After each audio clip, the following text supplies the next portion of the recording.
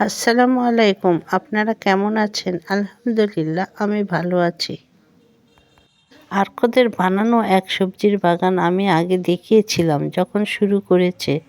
আজ সেই সবজির বাগান ফুলে ফলে ভরিয়ে গেছে। আসলেই অনেক সুন্দর লাগছে। কৃষির প্রতি আমার একটা দুর্বলতা, যা আমার ব্লগের মধ্যেই বুঝতে পারবেন। আমি মাঝে মাঝে এই সুন্দর বাগান দেখে ভিতরে ঢুকে পড়ি।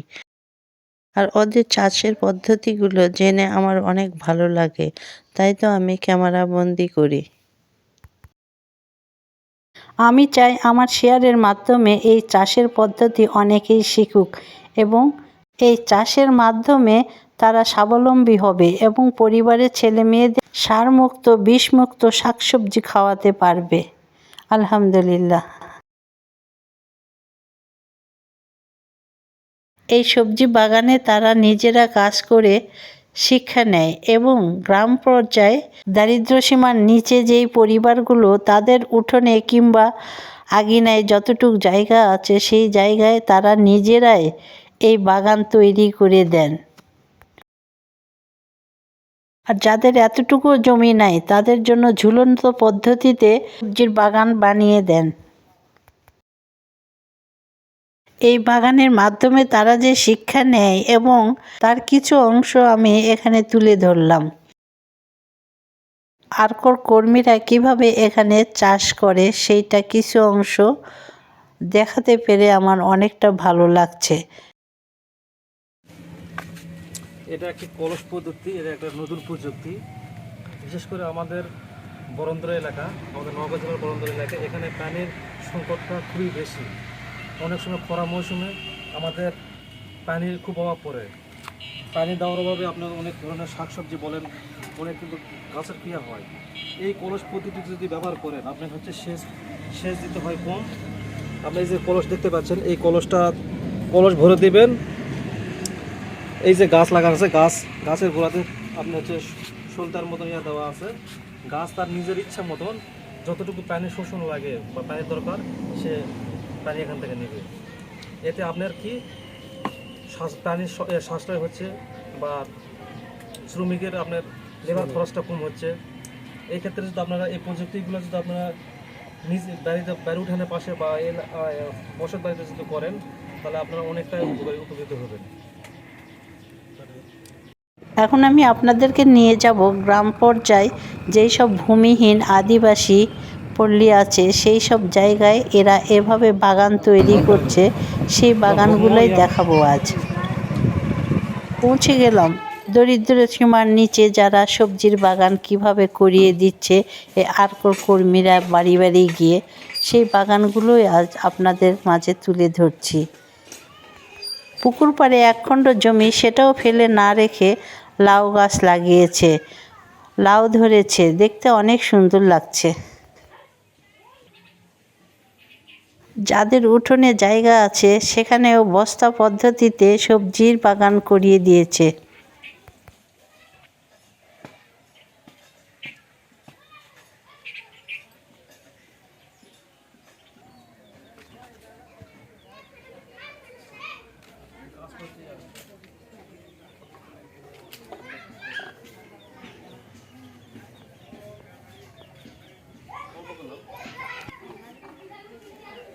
ঘরের চাল ফেলে না রেখে সেখানেও সবজি চাষ করা যায়, সেই বাগানও এরা করিয়ে দেখিয়েছে। এভাবে দরিদ্র সীমার নিচে যারা তাদেরকে স্বাবলম্বী করার জন্য আরকো এনজিওর কর্মীরা বাড়ি বাড়ি গিয়ে এই পদ্ধতিগুলো শিখিয়ে দিচ্ছে। আর এদের কাছে শিক্ষা নিয়ে অনেক পরিবারই সবজি চাষ করে স্বাবলম্বী হয়েছে।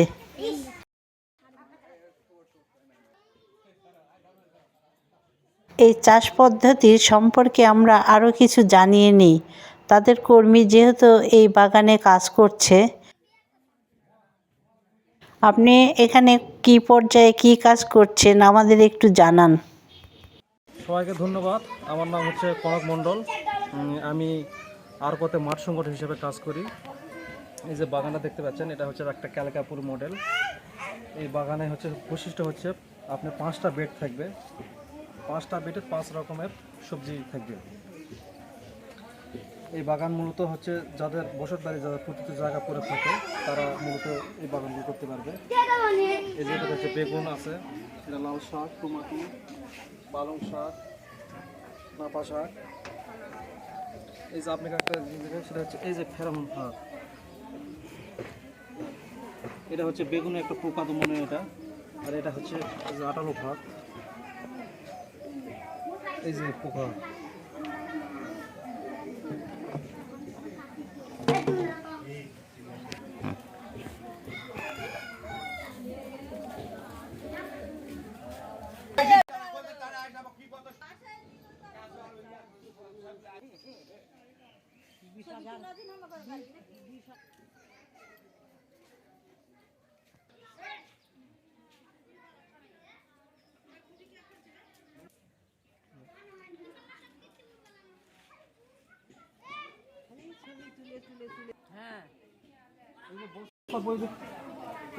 বেগুন চাষ কেমন হয়েছে আপনার? ভালো হয়েছে। কতগুলা বেগুন খাচ্ছেন আপনি? কেজি 3 কেজি বিক্রি করেছেন? 1 কেজি বেচেছি। এই যে আর কোনটা আপনাদের মাঝে যে এই যে বস্তা পদ্ধতিতে সবজি বাগান করছে, এটা কি আপনাদের ভালো হয়েছে না খারাপ হয়েছে? ভালো হয়েছে, উন্নতি হয়েছে, লাভ হয়েছে। লাভ হয়েছে। হ্যাঁ, এটা আগে প্রথমে আপনি কয়টা বস্তা ছিল আপনার? বস্তা প্রথমে যখন করেন আপনি, আগে ছিল 5টা। পরে এটা এটা করছেন নাকি? হ্যাঁ, পরে আবার এটা করেছি। আর তো থাকে এগুলো দিয়ে আমার অনেক উন্নতি হয়েছে, আমি অনেক সুবিধা পাইছি। আগে ছিল না, কষ্ট করেছি, এখন আমার তরকারি মরকারি কিনতে হয় না, বিক্রিও করেছি।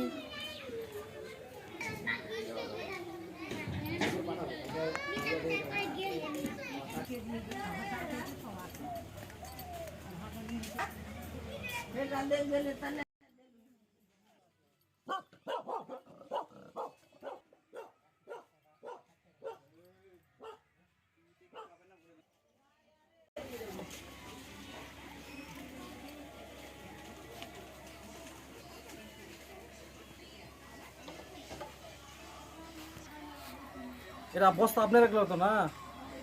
কেমন কেমন কি ভালো হয়েছে? ভালো কয়টা বস্তা আছে এখানে? 10টা। 10টা আছে না? করতে হবে, একটু ইয়া করতে হবে, বুঝেছেন? এই যে ঝুঝুর করতে দেবে, মাটিগুলো ইয়ে করে দিলে আর গাছে একটু ইয়া দিবে, করে দিবে। বাস।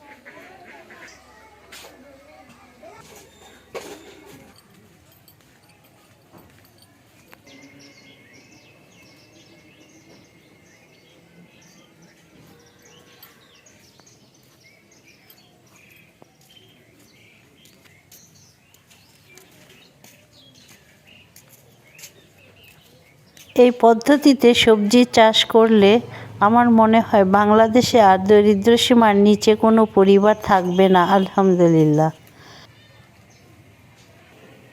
সবাই ভালো থাকবেন, সুস্থ থাকবেন। আল্লাহ হাফেজ।